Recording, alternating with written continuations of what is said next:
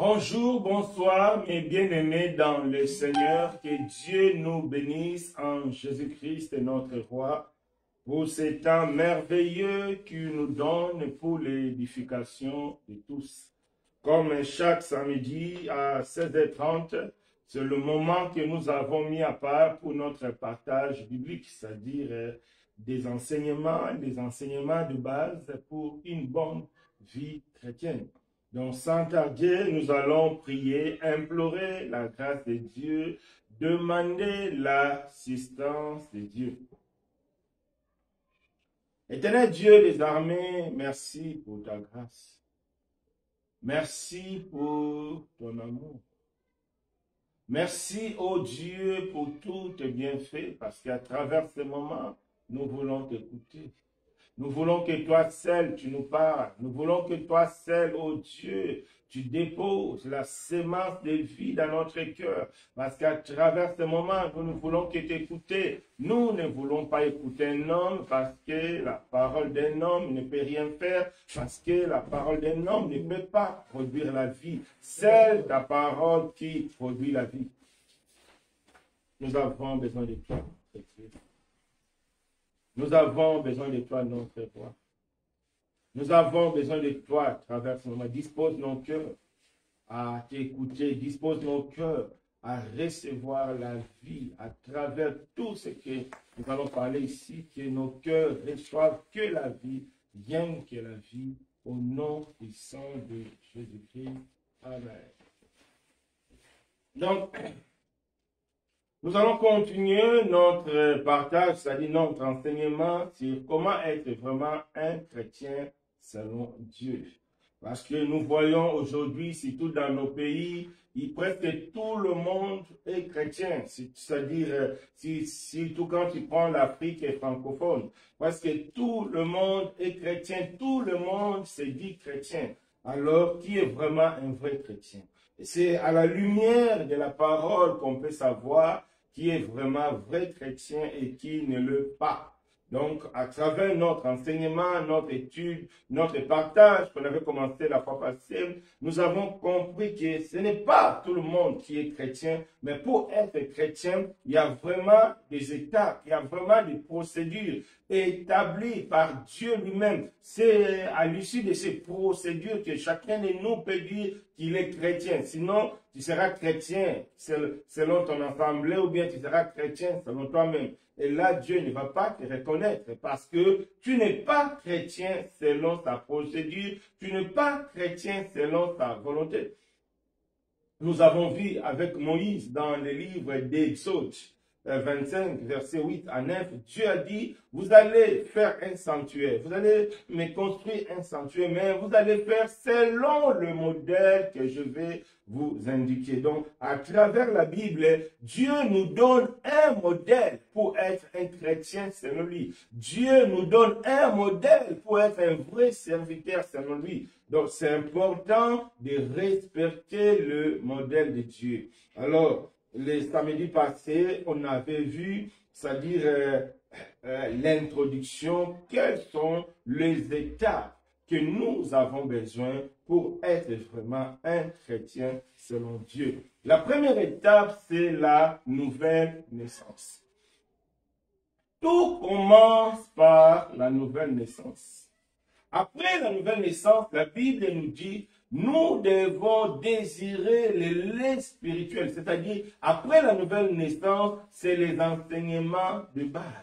Il faut recevoir les enseignements de base, parce que si tu n'as pas les enseignements de base, tu ne pourras pas te maintenir dans la présence de Dieu, tu ne pourras pas marcher selon la volonté de Dieu. Alors, ça ne sert à rien de naître de nouveau et puis de marcher selon le monde ou bien de marcher selon les diables. Ça ne sert à rien. C'est pourquoi la Bible nous dit dans le livre de 1 Timothée 2, verset 4, Dieu veut que nous soyons sauvés et nous parvenons à la connaissance, mais pas n'importe quelle connaissance, la connaissance de la vérité. Donc tu vois vraiment, c'est la volonté de Dieu que nous soyons enseignés, c'est la volonté de Dieu que nous soyons vraiment formés en vérité, donc selon la vérité. Une fois on a reçu les enseignements de base, nous allons passer à la nourriture solide. La nourriture solide, c'est quoi? C'est les enseignements qui vont nous former, qui vont forger l'image de Christ en nous. Il ne faut jamais oublier, Dieu a un modèle qu'il aimerait voir partout, c'est Jésus-Christ qui est le modèle de Dieu. Si Dieu ne voit pas en toi l'image de Jésus, si Dieu ne voit pas en toi le modèle de Jésus, c'est qu'il y a encore un travail à faire. Alors, pour arriver à l'image de Jésus, tu dois être enseigné, tu dois recevoir la parole. Parce que Dieu n'a que la parole pour façonner, Dieu n'a que la parole pour créer, Dieu n'a que la parole pour réparer. Donc, cette parole-là, c'est ce que nous appelons les enseignements. Ce n'est pas nous, c'est Paul qui parle, c'est Pierre qui parle, c'est-à-dire les enseignements, la nourriture solide, c'est-à-dire c'est des enseignements vraiment pour forger le caractère de Christ à nous. Et la quatrième étape, c'est manifester la vie de Christ. C'est important. La Bible dit, le Seigneur viendra chercher une église qui sera parfaite, sans tache, sans ride. Nous devons arriver à cet état. Donc si aujourd'hui on est né de nouveau, l'objectif c'est arriver à l'état parfait. Et cet état parfait, ce n'est que par la foi à travers les enseignements. Donc c'est très, très important.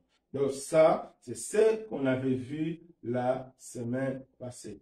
Donc, nouvelle naissance, enseignement de base, enseignement solide, peut manifester la vie de Jésus. Parce que la manifestation de la vie de Jésus n'est que la conséquence de la nouvelle naissance, la conséquence de l'enseignement de base, la conséquence de l'enseignement solide. Et comme résultat, tu vas manifester la nature. C'est lui qui est né de nouveau, qui est bien enseigné et n'arrive pas à marcher selon Christ, n'arrive pas à manifester la vie de Christ dans sa vie. Il y a un souci quelque part. C'est que certainement au départ, il n'était pas né de nouveau. Ou bien au milieu, il a abandonné la vie chrétienne. C'est pourquoi il ne peut pas manifester la vie de Jésus. Parce que manifester la vie de Jésus, c'est quelque chose de surnaturel. C'est le Saint-Esprit lui-même qui fera de nous les disciples de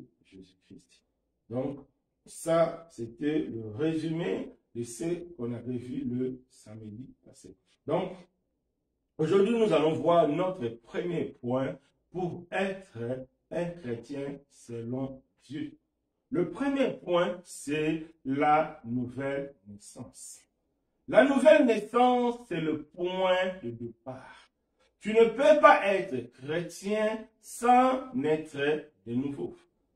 Beaucoup pensent qu'on est chrétien parce qu'on est né dans une famille entre guillemets chrétienne, là où papa prie, maman prie, mémé prie ou bien pépé prie. Non, ce n'est pas ça. On ne devient pas chrétien parce que tout le monde dans la famille prie. Beaucoup pensent que le fait de grandir dans un milieu ecclésiastique, c'est-à-dire il y a vraiment des gens qui sont nés dans les ensembles, qui ne vivent que dans les ensembles. Non. Ce n'est pas ça qui fera de toi un chrétien. Non, non, non. On n'est chrétien que par la nouvelle naissance. Sans la nouvelle naissance, tu n'es pas chrétien. Quel que soit ce que tu vas faire pour Dieu, quel que soit ce que Dieu lui-même peut faire pour toi, si tu n'es pas né de nouveau, tu n'es pas chrétien. Nous avons deux cas d'école dans la Bible. Les cas de Nicodème et les cas de Corneille. Ce sont vraiment des cas d'école qui montrent que on peut bien être imprégné dans le travail de Dieu sans vraiment être chrétien. On peut être chantre, on peut être un pasteur, on peut être un diacre, mais sans être un chrétien. C'est possible. Beaucoup oublient. On peut pratiquer les bonnes œuvres, vraiment l'amour. On peut prier. On peut vraiment être apprécié de tout le monde sans être un chrétien. Donc, il y a vraiment deux cas d'école. Et ces cas sont là vraiment pour nous inspirer, pour nous aider à comprendre que pour naître né de nouveau, nous devons vraiment faire ce que Dieu lui-même nous demande. Donc, nous allons prendre nos Bibles pour voir le premier cas. Le premier cas, c'est le cas de Nicodème. Nicodème, c'est dans le livre de Jean. Jean 3, de 1 à 3, si le frère Freddy peut nous lire. Jean 1, de 1 à 3. Jean 3, le verset 1er à 3.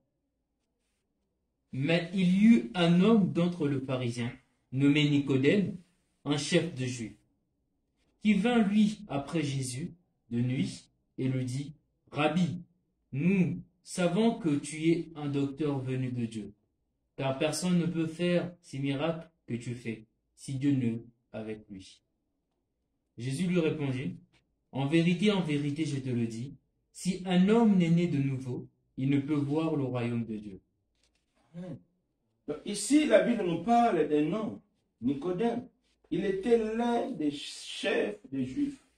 Dans le verset 10, Jean chapitre 3, verset 10, le Seigneur Jésus lui-même reconnaît que Nicodème était un docteur de la loi. C'est-à-dire, Nicodème enseignait la parole de Dieu. C'est-à-dire, Nicodème enseignait la loi de Moïse dans la synagogue, c'est-à-dire les églises comme les églises de l'époque. C'est-à-dire, on ne peut pas imaginer un pasteur qui enseigne Jésus, qui parle de Jésus chaque jour, ne soit pas chrétien. C'est vraiment quelque chose de bizarre, c'est très étonnant. Mais le passage de Nicodème nous montre que oui, c'est possible. On peut vraiment être un chanteur qui chante, qui fait danser les gens pour Dieu sans vraiment être un chrétien. On peut être l'enfant d'un pasteur, la femme d'un pasteur sans être un chrétien. C'est possible.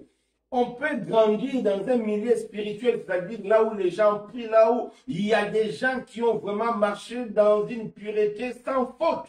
Mais ils ne sont pas chrétiens parce que on ne devient pas chrétien par les actes. On ne devient pas chrétien par les œuvres. On devient chrétien par la nouvelle naissance. Il dit, ah maître, tu es ceci, tu es cela. Jésus n'a même pas fait, parce que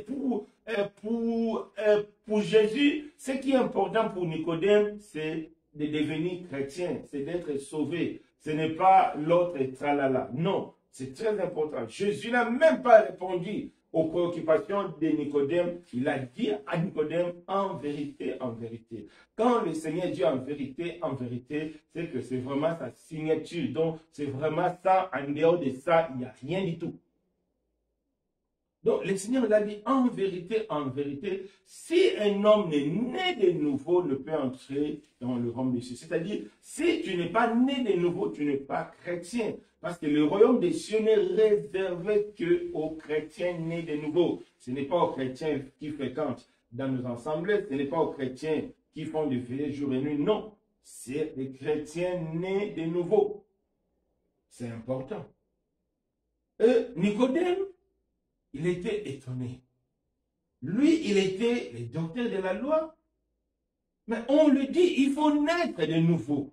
Oh, Nicodème a dit, mais moi, je suis vieux. Comment encore, je dois encore retourner dans les seins de ma mère pour naître de nouveau. Le Seigneur a dit, ah, vieux Nicodème, toi, le docteur de la loi, tu ne connais pas des choses. Écoutons la parole du Seigneur. Qu'est-ce que le Seigneur lui a dit? Verset 4, Nicodème lui dit, comment un homme peut-il naître quand il est vieux? Peut-il rentrer dans le sein de sa mère et naître? Jésus répondit, en vérité, je te le dis, si un homme n'est né d'eau et d'esprit, il ne peut entrer dans le royaume de Dieu. Ça dit maintenant, Jésus a donné des précisions. Naître de nouveau, c'est naître d'eau et d'esprit. Ce n'est pas eau de baptême, mais l'eau de la parole. C'est par la parole, c'est par l'Esprit de Dieu qui va travailler en fonction de la parole que nous allons écouter et l'Esprit de Dieu nous rendra une nouvelle création. Donc, on voit ces deux conditions que le Seigneur a posées à Nicodème. Donc, pour être chrétien, il faut être né de l'Esprit et de la parole. Les deux choses sont indispensables. Sinon, tu n'es pas né de nouveau. Sinon, tu n'es pas chrétien.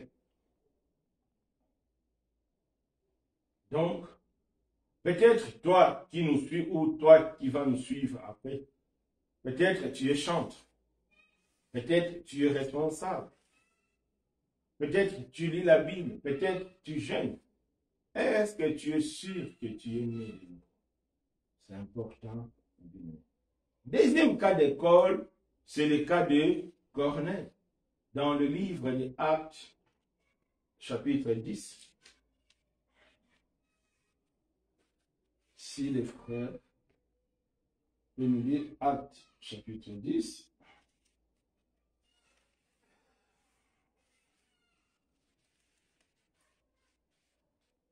Actes, chapitre 10,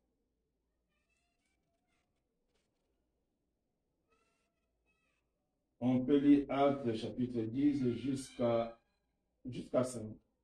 Actes, chapitre 10, de 1 jusqu'à 5. Acte 10, de 1 jusqu'à 5. Il y avait à Césarée un homme nommé Corneille, centenier dans la cohorte dite italienne. Cet homme était pieux et craignait Dieu, avec toute sa maison. Il faisait beaucoup d'aumônes au peuple et il priait Dieu continuellement. Vers la 9e heure du jour, il vit clairement dans une vision un ange de Dieu qui entra chez lui et qui lui dit « Corneille ». Le regard fixé sur lui et saisi de froid, il répondit « Qu'est-ce que c'est, Seigneur ?» Et l'ange lui dit « Tes prières et tes aumônes sont montées devant Dieu et il s'en est souvenu. Envoie maintenant 2 hommes à Joppé et fais venir Simon, surnommé Pierre. » Donc ici, on voit Corneille. La Bible nous donne un tableau vraiment magnifique, très droit de Corneille. La Bible dit qu'il était un homme pieux, un homme correct, un homme juste aux yeux des hommes. C'est vrai parce que les gens lui ont rendu un témoignage. Dieu lui-même lui a rendu un témoignage. Il était vraiment pieux. Donc il craignait Dieu. Donc il fouillait le péché. Il fouillait le mal.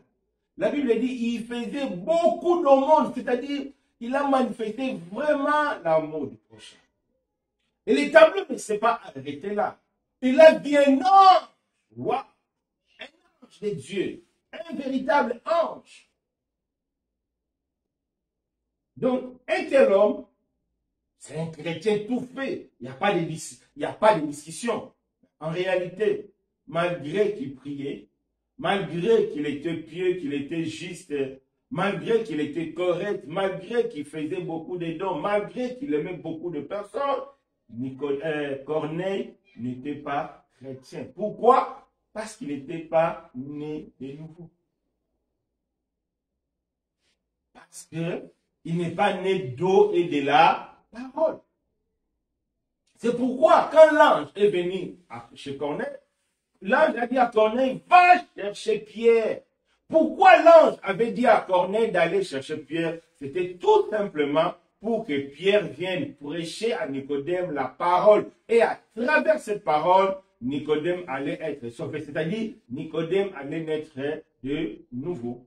C'est écrit dans Acte 11, verset 14. Ça, c'est Pierre maintenant qui dit. Nicodème 11, verset 14, c'est Pierre qui dit. Qu'il te dira des choses par lesquelles tu seras sauvé, toi et toute ta famille. C'est-à-dire, l'ange avait dit à Corneille, tu vas envoyer des gens pour aller chercher Pierre. Quand Pierre allait venir, Pierre va te dire des choses par lesquelles tu seras sauvé. Donc, en étant là, Corneille n'était pas sauvé parce qu'il n'était pas né de nouveau. Et quand Pierre est venu, Pierre a expliqué. Et quand Pierre est venu, maintenant, Pierre a dit à Corneille des choses. Et à la fin, on va comprendre que Nicodème et Corneille étaient nés de nouveau. Tout simplement parce qu'il est passé par la parole et par l'esprit. Donc, les deux cas d'école nous montrent que sans la nouvelle naissance, quel que soit ce qu'on est, quel que soit ce qu'on fait, on n'est pas chrétien. Si on meurt comme ça, on va aller en enfer. Jésus n'a pas mâché les mots. Il a dit à Nicodème, bien que tu es docteur de la loi, bien que tu es le chef des Juifs, si tu meurs comme ça, tu iras en enfer. Parce que Jésus a dit, sans la nouvelle naissance, la porte du ciel t'est fermée. Il faut que vraiment cela soit clair. Est-ce qu'il y a des questions avant qu'on passe? C'est tout pour les personnes qui sont ici. Bon, moi, il y a une question. Oui. Quand vous dites non, il y a des chantes qui peuvent bien chanter la parole, qui peuvent chanter normalement, mais ils ne sont pas les nouveaux. Mais en ce moment, eux, les chants qu'ils donnent, est-ce que ça a un impact négatif si c'est une ça? Bon, là, vraiment, c'est une bonne question. Bon, là, je pense que ça dépend vraiment de la disposition de son cœur. Parce que quand on voit le cas de Corneille, bien qu'il n'était pas né de nouveau, mais parce qu'il posait des actes avec un bon cœur, Dieu a accompagné quand même ses actes. Bien que lui n'était pas né de nouveau, s'il mourait, il allait partir en enfer. Mais ses actes, donc sur la terre, Dieu l'a accompagné. Donc un chantre qui n'est pas né de nouveau, s'il y a de bonnes dispositions, Dieu va accompagner ces chants. Les gens seront touchés, les gens même seront transformés, les gens peuvent voir des miracles, mais s'il meurt comme ça, il va aller en enfer. Donc, sa récompense, ça sera tellement sur la terre. Il a vu que ces chants sont appréciés, les gens sont touchés, c'est tout. Donc, s'il meurt, il va aller en enfer. Donc, c'est possible. Maintenant, si son cœur n'est pas disposé, il fait ça pour d'autres intérêts, c'est le diable qui va être derrière lui. Parce que la disposition de nos cœurs, soit ça attire le diable, soit ça attire Dieu. D'accord? Est-ce qu'il y a encore d'autres questions? Oui, il y a deux questions. Oui. La première question, c'est un frère qui dit, si je comprends bien, être sauvé serait l'unique intérêt d'être né de nouveau. Oui et non. Oui, parce que c'est être sauvé qui est prioritaire. Une fois que tu es sauvé sur la terre, Dieu a encore d'autres missions qu'il va nous confier. Mais le premier intérêt, c'est le ciel. Donc, ça ne sert à rien de travailler pour Dieu ici sur la terre et se retrouver en enfer. Donc, le ciel, c'est principal. Pourquoi même la Bible dit, cherche premièrement le royaume des cieux, le reste après. Donc, être sauvé, c'est ça l'essentiel. Tout vient après.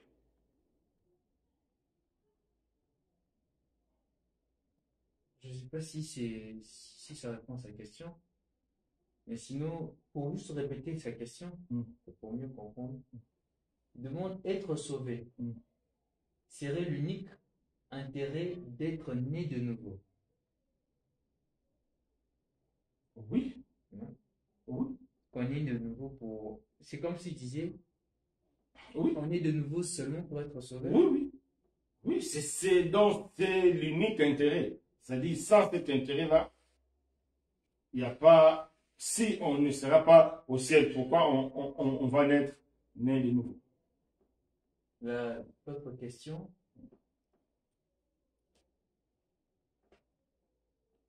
Il devrait adopter un chrétien tout au long de son existence sur la terre. Il explique, il dit, parce que plusieurs comportements de manière assez difficile à comprendre et s'y résume à dire que le plus important est d'être sauvé.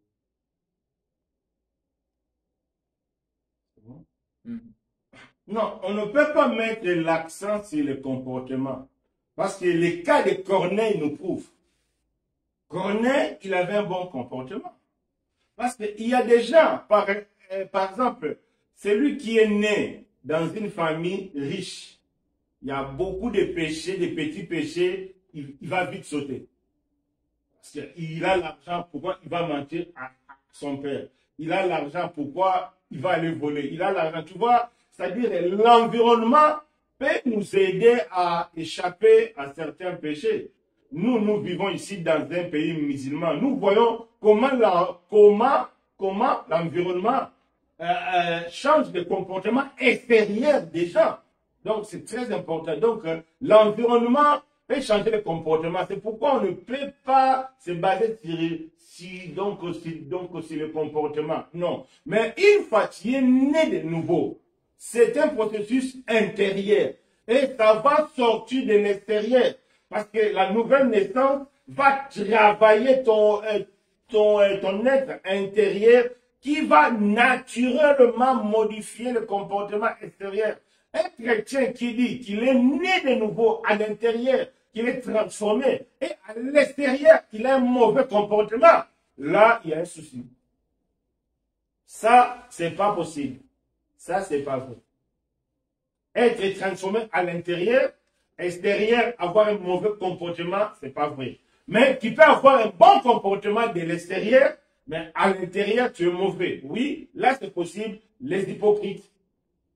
C'est pourquoi on ne peut pas se baser sur le comportement. Il faut se baser sur l'intérieur. Parce qu'une fois l'intérieur est transformé naturellement, le comportement va suivre. Donc, le comportement, c'est comme le résultat, c'est comme, ça dit le miroir, quoi. Voir si réellement cet homme est né de nouveau. Mais on ne peut pas se baser sur ça seulement. On se base sur les témoignages intérieurs. Est-ce qu'il y a une question? D'accord, donc on a compris. Alors on peut bien se poser la question, mais pourquoi seulement on doit passer par la nouvelle naissance? Pour comprendre pourquoi seulement on va passer par la nouvelle naissance, nous devons retourner au commencement dans le livre de la Genèse. On va prendre nos Bibles pour comprendre pourquoi seulement passer par la nouvelle naissance. Si on prend nos livres Genèse chapitre 2, verset 17, non, on peut commencer Genèse chapitre 2 à partir du verset 15 à 17, si les frères peuvent lire. Genèse chapitre 2 à partir de 15 à 17. Genèse 2, oui. 15 à 17. L'Éternel Dieu prit l'homme, le plaça dans le jardin d'Éden pour le cultiver et pour le garder. L'Éternel Dieu donna cet ordre à l'homme: tu pourras manger de tous les arbres du jardin, mais tu ne mangeras pas de l'arbre de la connaissance du bien et du mal, car le jour où tu en mangeras, tu mourras certainement. Donc, dans Genèse 2, la Bible dit, Dieu a placé l'homme dans le jardin d'Éden. Dieu a dit à l'homme, cultive le jardin, fais tout ce que tu veux. Mais l'arbre de la vie, l'arbre de la connaissance du bien et du mal, et plutôt l'arbre de la connaissance du bien et du mal, tu ne vas pas le toucher. Le jour où tu toucheras, tu mourras.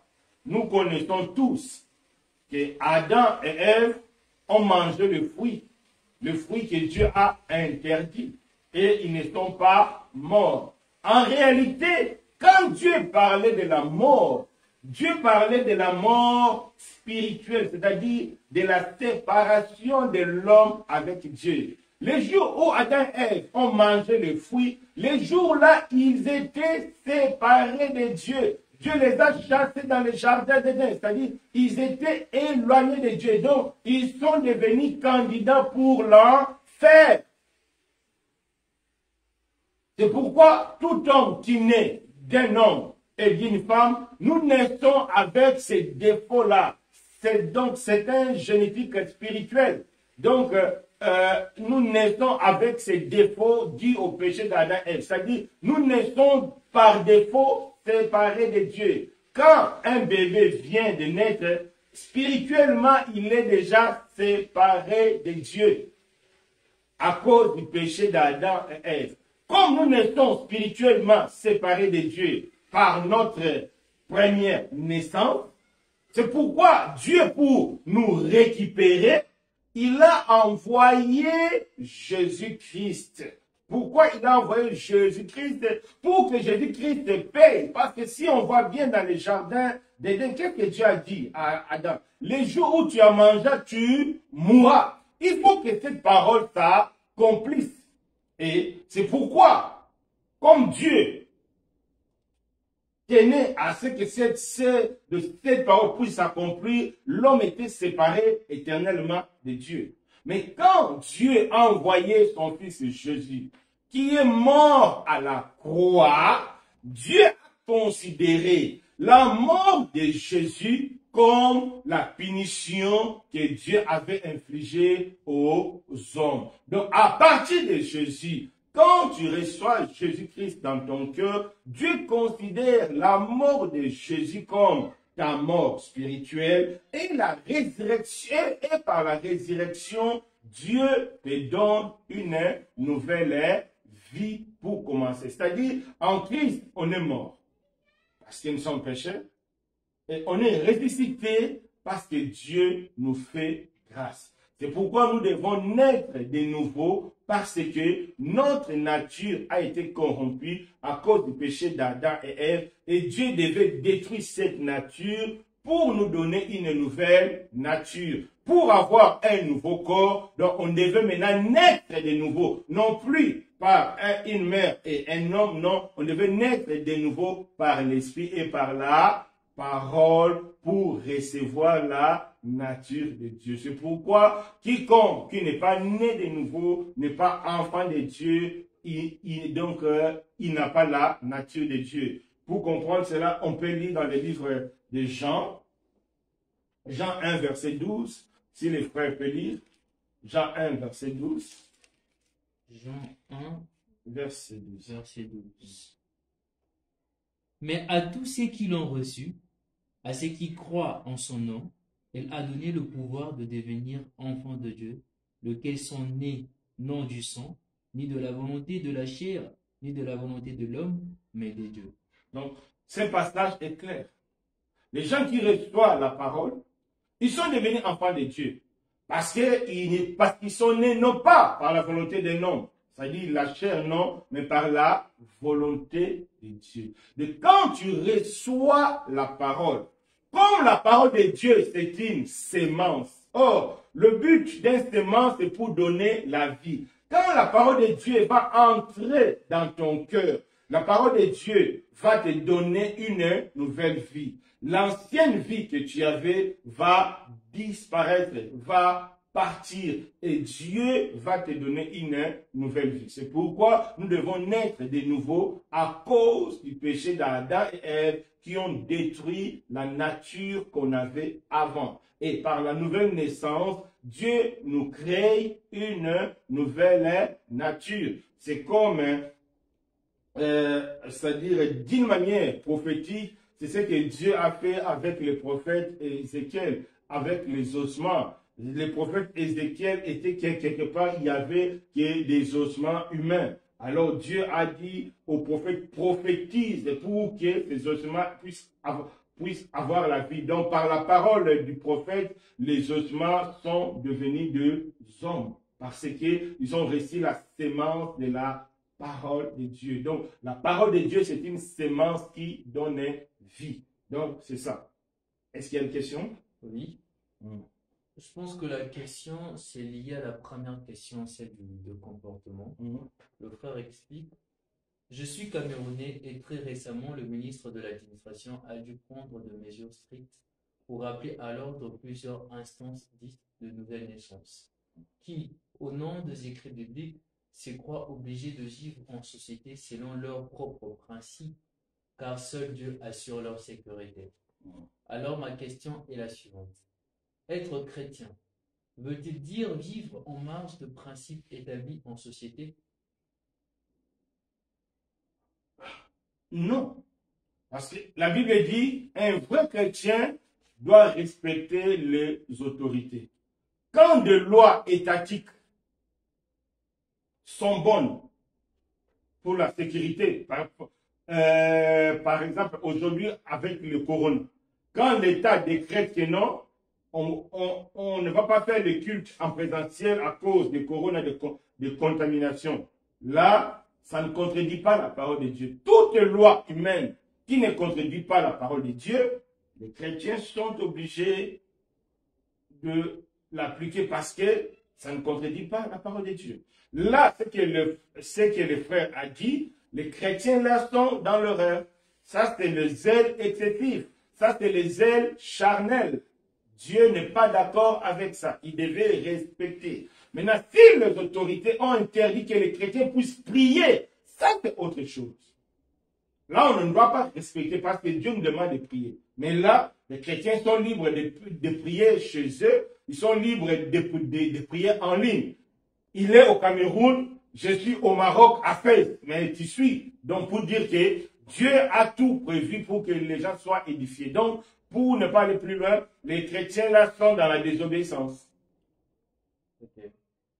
Le frère donne son avis sur un sujet, je pense que c'est par rapport à la nouvelle naissance. Oui. Il dit, personnellement, je ne suis pas encore baptisé parce que je suis de ceux qui pensent qu'il y a un chemin important à effectuer en soi et avec les autres pour que cet acte divin ne soit pas assimilé à une simple formalité. Oui. Le frère, la vie de Dieu, c'est Dieu qui va te montrer. Quand tu auras des enfants, c'est toi qui vas inculquer à tes enfants l'éducation que tu trouves bonne. C'est Dieu qui a fixé les modalités pour naître de nouveau. Donc, ce n'est pas à nous de dire que non, il y a un temps. Non. Qui sait si tu vas arriver demain? Personne. Et toi qui penses que non, dans 2 ans ou 3 ans que je vais être juste, alors c'est là où je vais me faire baptiser, je vais être nouveau. Non, c'est faux. Personne ne sait quand est-ce qu'il va mourir.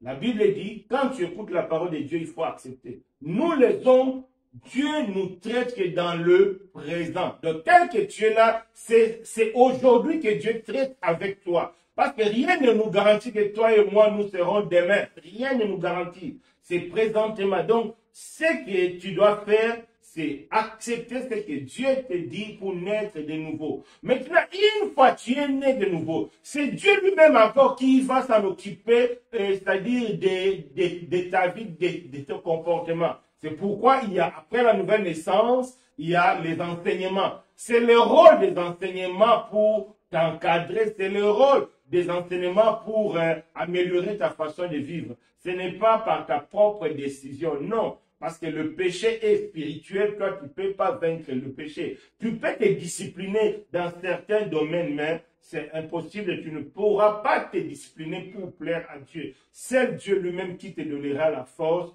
pour que tu sois agréable à lui. Donc, ces raisonnements, c'est humain, ça ne vient pas de Dieu. C'est le raisonnement que l'ennemi, le diable souffle dans les oreilles des hommes pour empêcher les hommes de naître de nouveau. Si par malheur tu meurs avant de prendre la décision, donc le diable sera content, il a au moins une âme qui sera avec lui en enfer. Donc, ce n'est pas à toi de décider, c'est à Dieu de décider parce que c'est Dieu qui est le maître. C'est Dieu qui a chassé Adam dans le jardin d'Éden par la nouvelle naissance. C'est la manière que Dieu fait retourner encore Adam dans le jardin d'Éden. C'est-à-dire, c'est Dieu qui a chassé, c'est Dieu qui fait retourner, c'est Dieu qui établit des règles. Toi et moi, nous sommes dans le devoir et dans l'obligation de suivre ce que Dieu nous demande. Donc, accepter de naître de nouveau pour être sauvé. Tu vas voir, Dieu va te transformer. En l'instant même, tu seras transformé.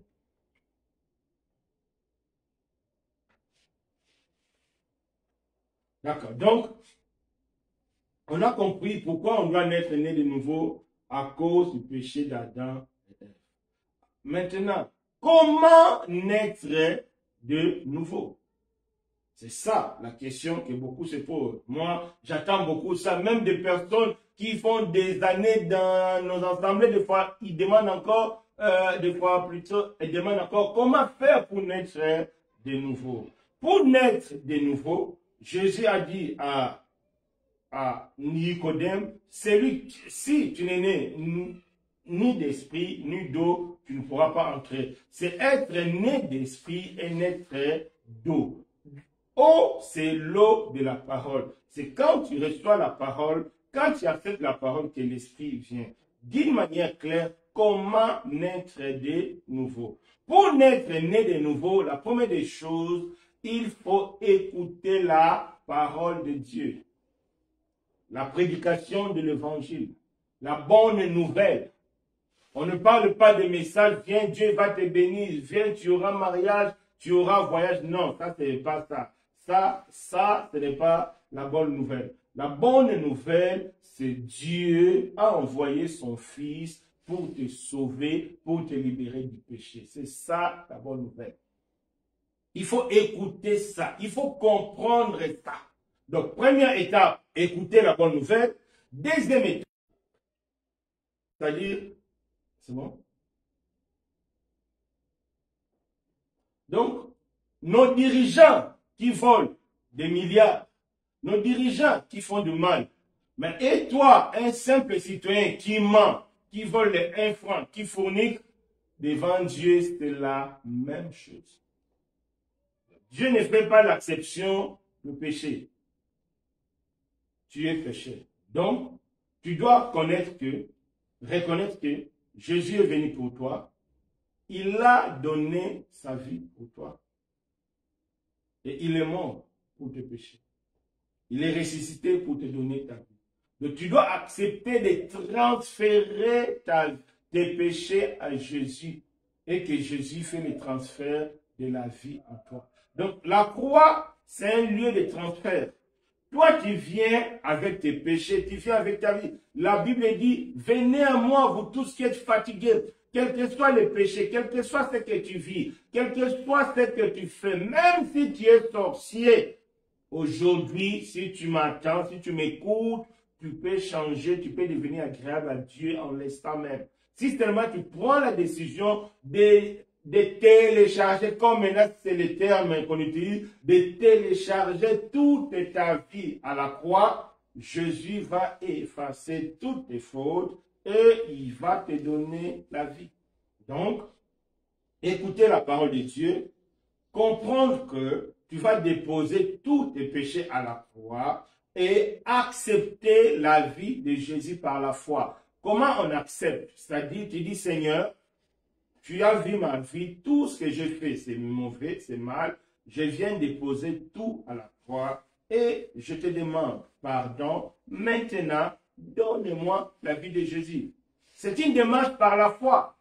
C'est des simples mots. Mais parce que tu vas les dire dans ton cœur, il y a quelque chose qui va changer. C'est ce que la Bible appelle la repentance. C'est-à-dire, tu vas confesser devant Dieu, tu vas reconnaître tes fautes et tu vas dire, Seigneur, maintenant, pardonne-moi. Et Dieu va te pardonner. Si Dieu voit vraiment toi que tu es sincère, que tu veux vraiment marcher avec lui, Dieu va te pardonner et Dieu va t'accorder le Saint-Esprit et tu vas devenir enfant de Dieu, tu vas naître de nouveau. Donc c'est vraiment un processus spirituel qui demande que la disposition du cœur. Ça ne demande même pas le temps, ça peut se passer dans 5 minutes, 2 minutes, mais ça demande seulement la disposition du cœur, de reconnaître que tu es pécheur, de reconnaître que tu as vraiment une mauvaise vie devant Dieu et d'accepter d'abandonner cette vie en Christ et d'accepter de recevoir la vie de Jésus. Et c'est tout, tu deviens une nouvelle création. C'est tout. C'est quand tu crois de tout ton cœur, quand tu confesses de ta bouche, c'est tout, tu es sauvé. Il n'y en a pas autre chose que ça. Donc, écoutez la parole de Dieu, comprendre que Jésus est mort et ressuscité pour toi, et accepter de déposer tous tes péchés à la croix de Jésus, et accepter de recevoir la vie de Jésus par la foi. Tu dis oui, Seigneur. Beaucoup vont dire, est-ce que seulement ça, il y aura de l'effet? Oui, il y aura de l'effet. Parce que Dieu compare. Parce que Dieu compare notre relation avec lui, avec la relation d'un homme et une femme. Quand on vient demander quelqu'un en mariage, c'est seulement par la parole, non? Je veux que tu sois ma femme. Une fois la personne dit oui, tout change. Les sentiments intérieurs changent à l'instant même. Si tu vois la personne, ton corps fait boum. Pourquoi? Parce que tu avais dit oui. C'est pareil. Si tu dis oui d'un bon cœur avec Jésus, tout va changer dans l'immédiat et tu vas devenir une nouvelle création. Donc, toi qui me suis, toi qui es conscient que tu n'es pas encore né de nouveau, tu peux entrer dans ta chambre, fléchir les genoux, demander à Jésus de prendre tous tes péchés, toutes tes erreurs, parce que Dieu connaît tout. Dieu connaît tout ce que tu fais. Et accepter de recevoir la vie de Jésus par la foi. Dis Seigneur, aujourd'hui, je t'accepte dans mon cœur, tu deviens mon Seigneur, tu deviens mon Sauveur, c'est tout. Et une nouvelle vie va commencer. C'est ça. Et tu vas recevoir le Saint-Esprit. Il n'y en a pas de procédure. Il y a que la disposition du cœur qui compte. Est-ce qu'il y a des questions par rapport à ça?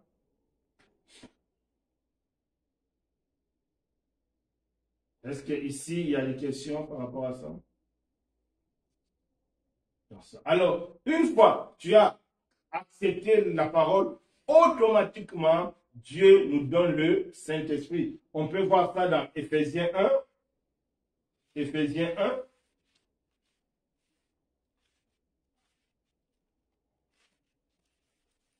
Éphésiens 1.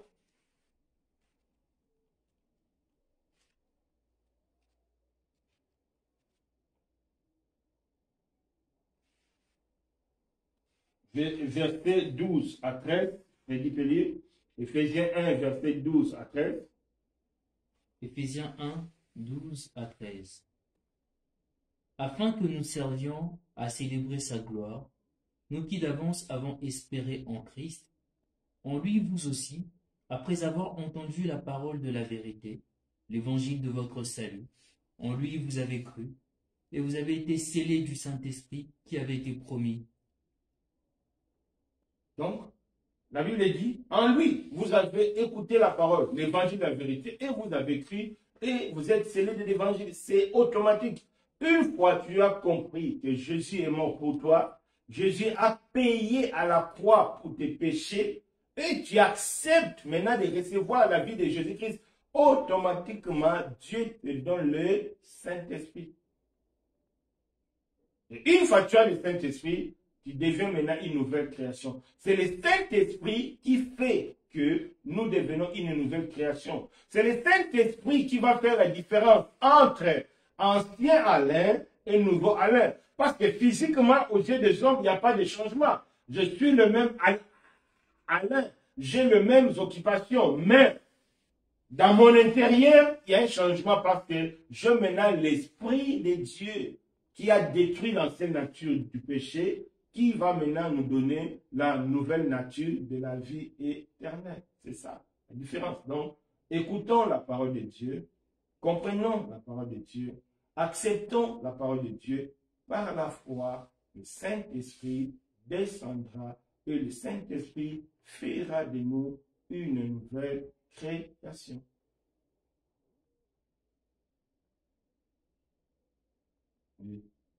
Automatiquement, il y a beaucoup de choses qui vont maintenant changer. C'est maintenant ce qui viendra après. C'est ça qui fera que on voit, ah, telle personne a changé, telle personne n'est plus la même personne. Donc, une fois tu as pris la décision de naître de nouveau, c'est-à-dire d'écouter la parole de Dieu, de comprendre la parole de Dieu, d'accepter la parole de Dieu, automatiquement, tu reçois le Saint-Esprit et il y a beaucoup de choses que Dieu réalise dans ta vie. Parmi les choses que Dieu réalise, on va vers ça. On va voir ça dans Colossiens. Colossiens. Colossiens 1, verset 13. On va voir Colossiens 1, verset 13. Quelqu'un peut nous lire? Colossiens 1, verset 13. Colossiens 1, verset 13. Il nous a délivrés de la puissance de ténèbres et nous a transportés dans le royaume de son Fils bien-aimé. Donc, une fois tu es né de nouveau, Dieu te délivre de la puissance des ténèbres, c'est-à-dire Dieu te délivre de la puissance du diable. C'est pourquoi les chrétiens, vous voyez, il y a vraiment des personnes qui ne tombent plus dans le péché, qui ont la force de dominer le péché. Pourquoi? Parce qu'une fois tu es né de nouveau, Dieu te délivre de la puissance du diable. Donc, les diables, le péché, c'est la puissance du diable. Les diables n'aura plus l'autorité sur toi. Donc, quand quelqu'un est né de nouveau, c'est fini. Le diable n'a plus rien à dire sur sa vie. Ça, c'est les conséquences, ça, c'est le bénéfice de la nouvelle naissance. Le bénéfice de l'acceptation de la parole de Dieu. Le diable n'a plus l'autorité sur toi. Donc, le péché n'aura plus l'autorité sur toi. Donc, tu peux dire non. Un chrétien qui pêche, c'est un chrétien qui veut réellement pécher. Parce que par la nouvelle naissance, Dieu nous donne la capacité de vaincre le péché. C'est pourquoi Dieu nous demande de marcher en nouveauté de vie. C'est pourquoi Dieu nous demande de marcher dans la sanctification. Pourquoi? Parce que par la nouvelle naissance, nous recevons la capacité de vaincre le mal. Nous recevons la capacité de vaincre les diables. Ça, c'est l'un des bénéfices de la nouvelle naissance.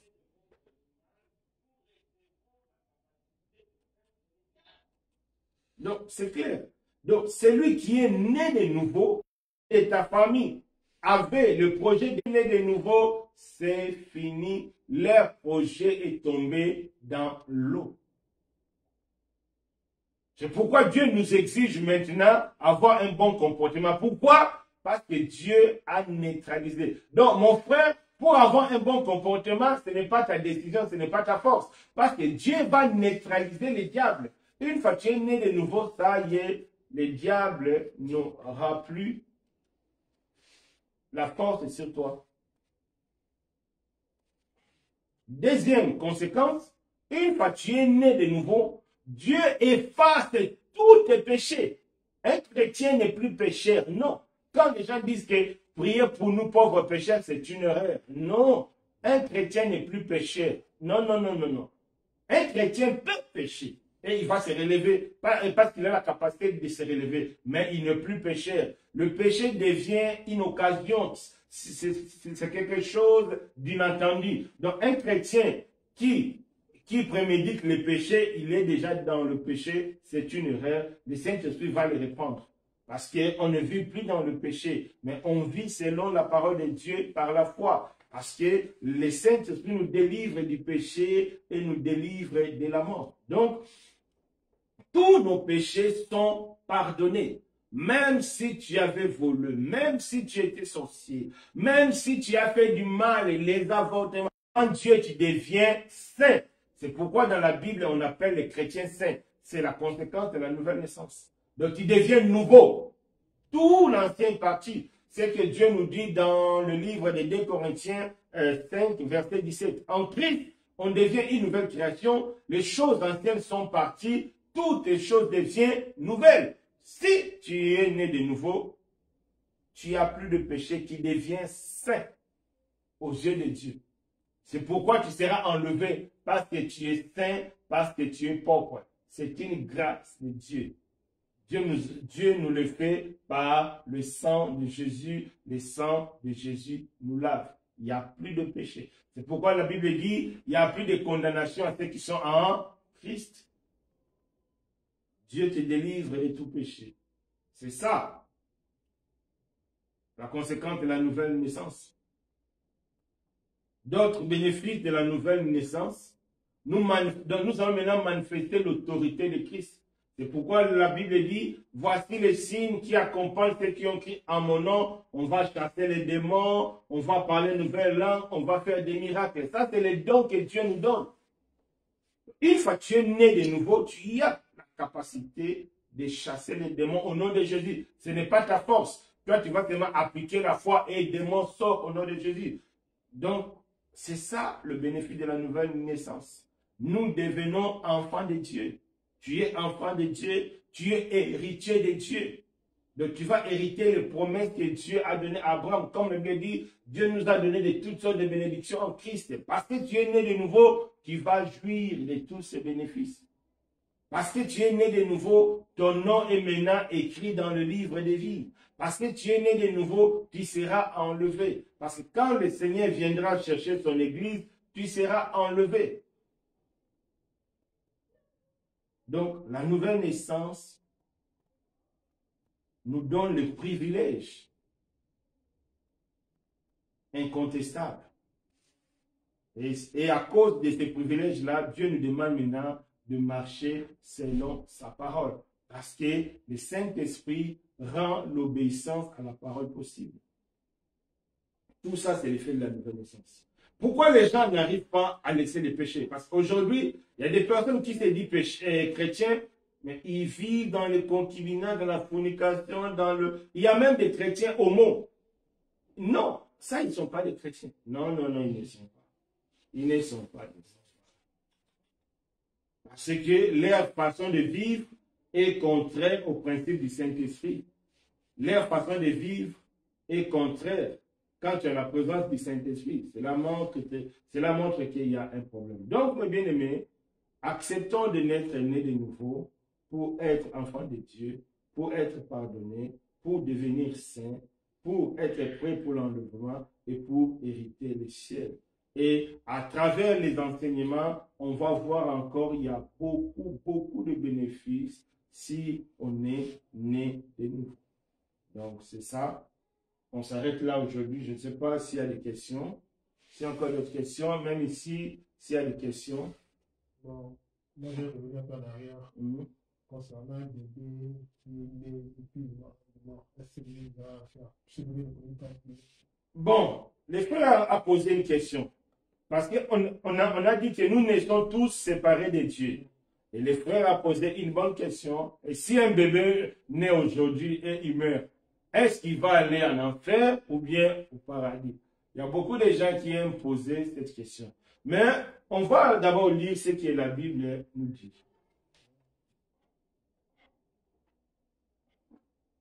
Prenons 1 Corinthiens, chapitre 7.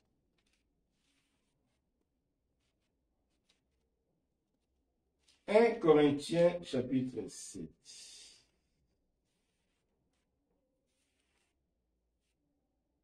À partir du verset 12.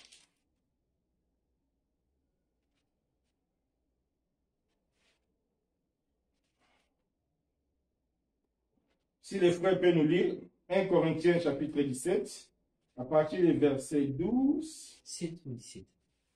1 Corinthiens chapitre 7, à partir du verset 12. 1 Corinthiens 7. De 12 à 16. Oui, 1 Corinthiens 7, 12 à 16. oui, on va lire. Aux autres, ce n'est pas le Seigneur, c'est moi qui dis. Si un frère a une femme non croyante et qu'elle consente à habiter avec lui, qu'il ne la répudie point. Si une femme a un mari non croyant et qu'il consente à habiter avec elle, qu'elle ne répudie point son mari. Car le mari non croyant est sanctifié par la femme, et la femme non croyante est sanctifiée par le mari.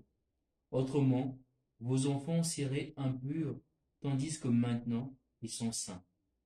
Donc, ici, on a une réponse. Les enfants des chrétiens sont saints.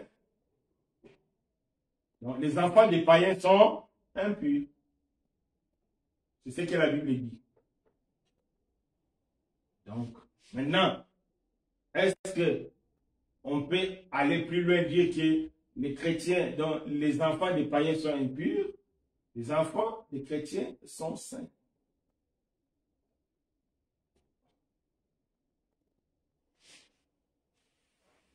Et quelle conclusion on peut tirer? Je pense que la Bible est claire. C'est ça. Non, en fait, c'est comme si c'est pour le non-croyant. Si les deux, c'est-à-dire le père et la mère sont non-croyants, donc l'enfant sera Impur. impur. il faut que la condition, en fait, il faut qu'un soit chrétien. Il faut qu'un soit chrétien pour que les enfants soient saints.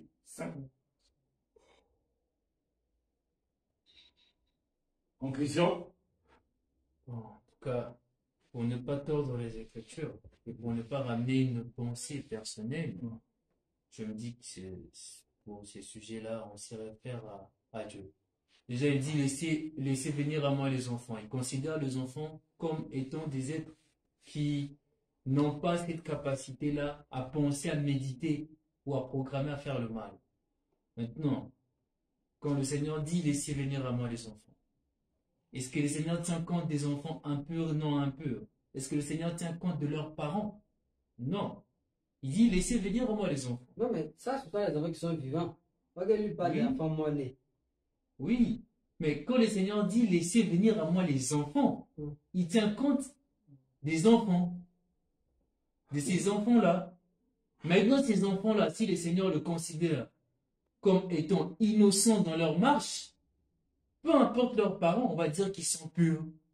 Ah, pourtant, dans En tout cas, mon frère, la Bible dit la vérité. Des fois, nous ne devons pas avoir peur. C'est Dieu qui a dit. Les enfants des païens vont aller en enfer parce qu'ils sont impurs. Les enfants des chrétiens vont aller au paradis parce qu'ils sont saints.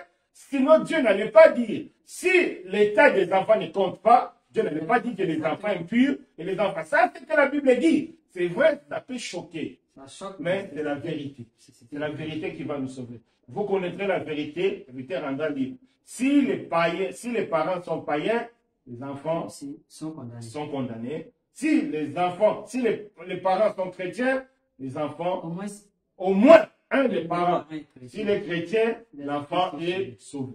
Donc c'est dans la parole de Dieu. On reste là. Ce qu'on ajoute, ça vient du diable. C'est ce que la Bible dit. Donc on reste là. C'est vrai, ça choque, mais c'est la vérité. C'est pourquoi il ne faut pas aller prendre les païens et les païennes. Il y a un danger pour nos enfants. C'est bon. Est-ce qu'il y a une question? Regarde là-bas s'il y a une question sur Internet.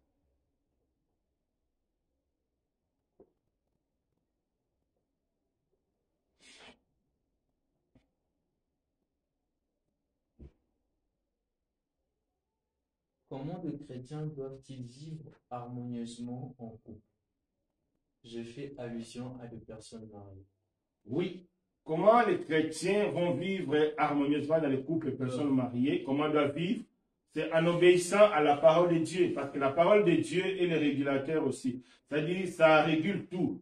Donc, la Bible déjà nous montre que le mari doit aimer sa femme. La femme doit être soumise. Donc, on voit, une fois tu aimes ta femme, tu ne vas pas les taper, tu ne vas pas les tromper, tu ne vas pas faire du mal, tu vas vraiment prendre soin d'elle et la femme sera soumise. Donc, obéissez à la parole de Dieu, vous allez vivre dans un couple harmonieux. Le frère précise, c'est-à-dire en communion entre leur vie spirituelle, professionnelle et autres. Oui. Un chrétien, tout ce qui est lié au chrétien est en rapport à la parole de Dieu.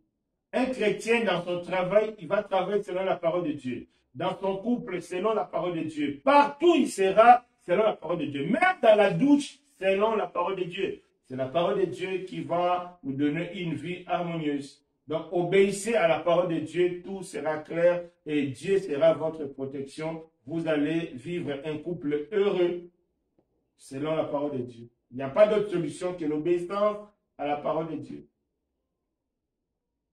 Tous les couples chrétiens qui sont dans des conflits, si tu sondes bien, tu vas voir qu'il n'y a pas l'obéissance à la parole de Dieu. Parce que c'est ça, d'où viennent les conflits, c'est quand on s'écarte de la parole de Dieu.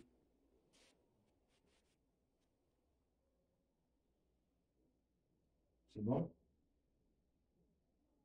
Donc, comme il n'y a plus d'autres questions, que Dieu nous aide. Donc, s'il y a des questions, vous pouvez écrire les samedis prochains ou bien les dimanches, on va répondre. En tout cas, que Dieu nous bénisse. Élevons nos voix. Éternel notre Dieu, merci pour ta grâce, merci pour ton amour, merci pour tes bienfaits. Enlève tout ce qui est la pensée humaine. Parce que la vie entre les hommes, il y a des hésitations. Est-ce que Dieu a dit ça? mais ce que toi tu dis, c'est vraiment ce qui va s'accomplir. Sois béni, aide chacun de nous à naître de nouveau, aide ceux qui sont nés de nouveau à marcher conformément à ta parole. Sois béni, Seigneur. Nous recommandons notre dimanche entre tes mains et demain sois avec nous à midi pendant notre culte. Nous te bénissons au nom puissant de Jésus-Christ. Amen. Que Dieu nous bénisse à dimanche.